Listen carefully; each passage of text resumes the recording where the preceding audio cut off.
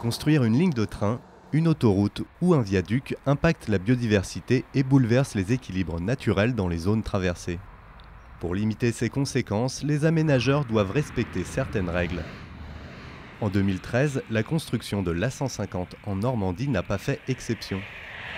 L'idée dans la conception d'un projet, c'est finalement d'analyser l'état initial, c'est-à-dire de voir un petit peu les territoires et les richesses que ces territoires recèlent avant l'arrivée de ce projet, de voir donc à partir de là quelles sont les incidences, quels sont les impacts de ce projet par rapport aux richesses identifiées, et donc d'en déduire finalement les aménagements qui permettent, un, d'éviter, deux, de réduire, voire éventuellement de compenser les impacts qui sont identifiés.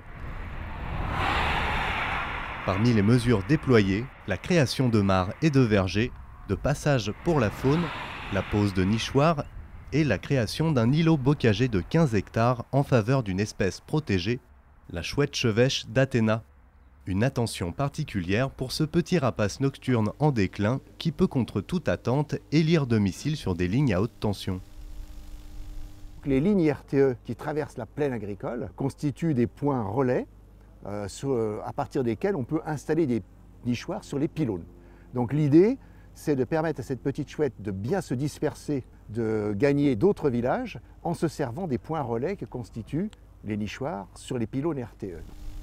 Des interventions humaines indispensables, surtout dans des territoires marqués par l'agriculture et l'urbanisation. À l'aéroport d'Orly, l'association Hop Biodiversité étudie le potentiel des prairies aux abords des pistes afin d'optimiser la gestion du site en faveur de l'environnement. Sur un aéroport, entre 60 et 80% de la surface, ce sont des espaces verts. Des espaces verts qui sont des prairies qui sont un milieu menacé en Europe de l'Ouest. Et là, on a en fait des très grandes zones de prairies qui sont protégées par une clôture, donc sous influence humaine très faible.